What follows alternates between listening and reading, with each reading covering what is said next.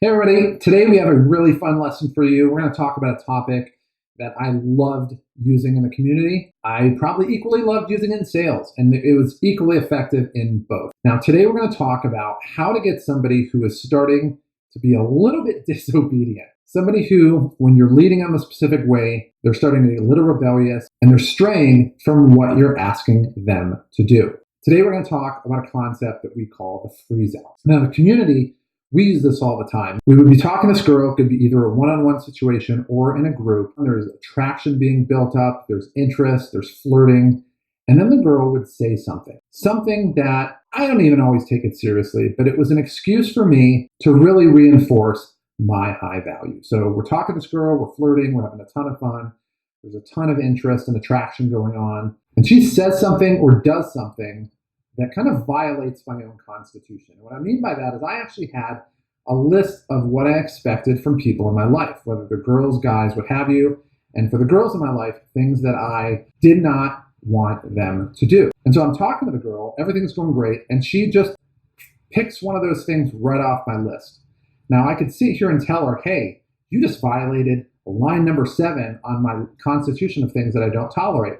That's stupid. That's not going to work. She's going to think you're a jerk and weird and all that kind of fun stuff. She's going to think you're a jerk or weird, but we're going to have some fun with it. And I remember this happened one time. I met this girl out for coffee. We're sitting by the beach and we're talking. Again, everything's going great. There's attraction being built, interest on both sides. And she says something that was kind of innocuous. I didn't really take it seriously, but I'm always looking for an opportunity for a freeze out, because it's the number one way to amp up attraction even more. And so she said that, and I just looked at her deadpan and said, strike one. And that's all I said. I had a sip of my coffee, and every single time I would do this, the girl would be like, strike one, what did I do? And as a matter of fact, I just tell her, boom, this is what you did.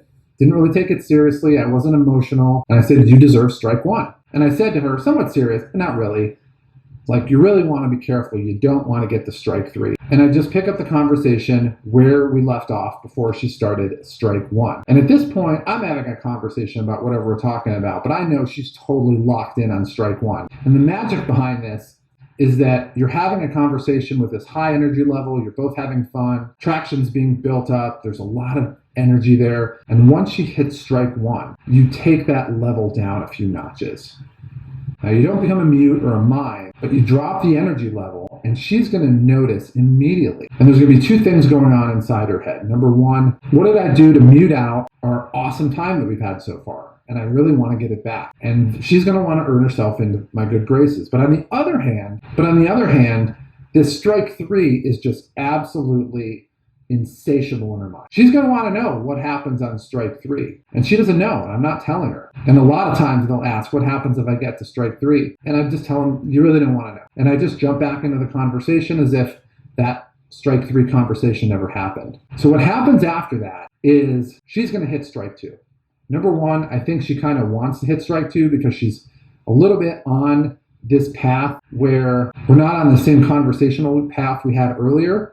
And so she's just on a different conversation that we have, and eventually she's going to do something to get there. And I have a pretty well built out list of things that earn a strike. And so she's going to hit strike 2. It's going to happen. We get to a point, and I literally just say to her, I turn to her, look at her deadpan again, and say, strike 2. And at this point in time, it's on. I mean, the energy level, the sexual tension is there. Everything is on. She knows she's this close to strike 3, and she doesn't know what it means. And there's this mystery and intrigue going on that absolutely captivates her. And so I tell her, be careful. You're this close to strike 3. And eventually she gets there, and I'm like, strike 3. And at this point in time, what's really cool about that is she's so bought into this that I can tell her to do anything, and she'll do it. I mean, you literally can pick anything you want. Anything you want. I mean, we're in public, so whatever you're going to do in public, but literally anything that you would do in public, you can tell her to do, and she's going to do it. This is a secondary compliance test that you can use, but it's not necessarily a test.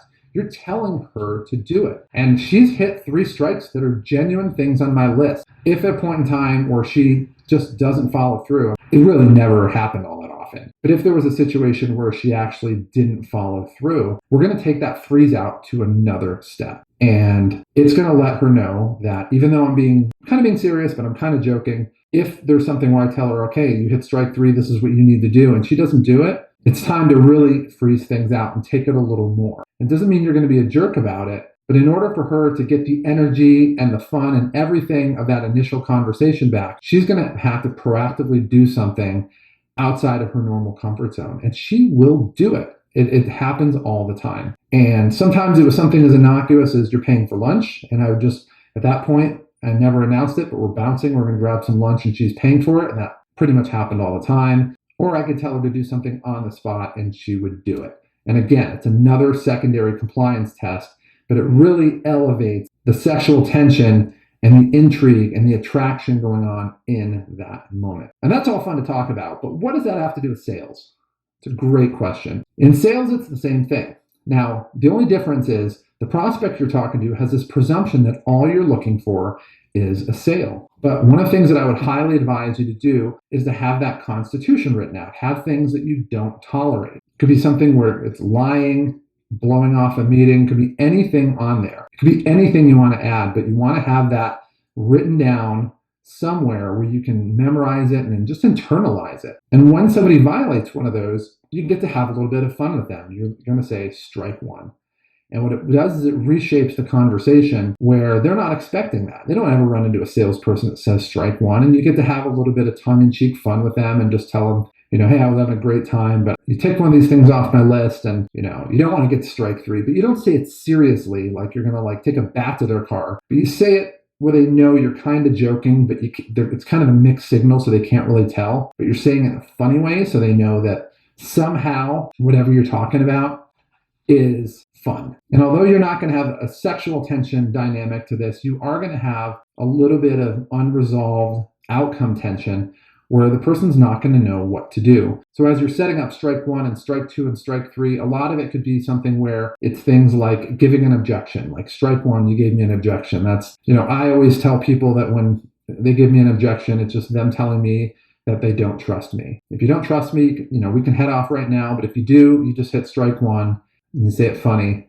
you really don't want to get strike 3. So it enables you to set a boundary where you're not going to allow them to give you objections. And if they do give you an objection, you're literally going to be able to just call them on it in the moment. And you're going to be funny about it and fun about it, but at the same time, when you get to strike 3, you get to determine what the outcome is. And the cool thing about this is it's a secondary compliance test. So if they're not doing what you want them to do, which is going to happen early on, then that's fine. It enables you to eject out of the situation and recalibrate, figure out what went wrong or what you need to adjust, and then come back the next time to a similar situation and have a little bit better success. But when they are doing what you tell them to do on strike 3, man, it's perfect. You know that they're going to buy from you if you want to do that because they're already complying with the request you have. And the only way you can do that is by taking that initial energy and fun you had in the conversation, and when you call out a strike 1, strike 2, or strike 3, and when you call out strike 1, you initially pull back from that energy out of the conversation,